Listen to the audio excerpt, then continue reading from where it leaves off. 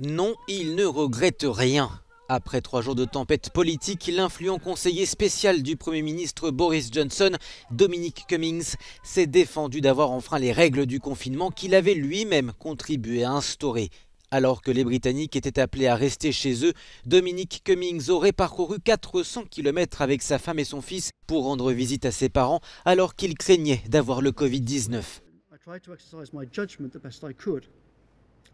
Dans cette situation très complexe, j'ai essayé d'exercer mon jugement du mieux que je pouvais.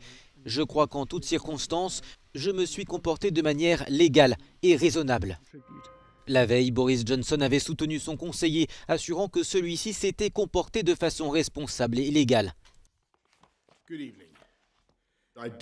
Je ne pense pas que quiconque au 10 Downing Street ait fait quoi que ce soit pour saper notre message. Ce que nous voulons dire clairement au public, c'est que la seule façon de résoudre cette crise, c'est de rester vigilant, de suivre les directives et de contrôler le virus pour sauver des vies. Si Dominic Cummings a reçu le soutien de plusieurs membres du gouvernement, le scandale fragilise un peu plus un Premier ministre déjà critiqué pour sa gestion de la crise. Le conseiller de Boris Johnson suscite également des critiques au sein même de son propre camp. Une vingtaine de députés conservateurs ont demandé le départ de Dominic Cummings, démission qui ne semble pas à l'ordre du jour. L'ancien ministre conservateur Paul Maynard a parlé d'un cas classique du « faites ce que je dis, pas ce que je fais », indéfendable.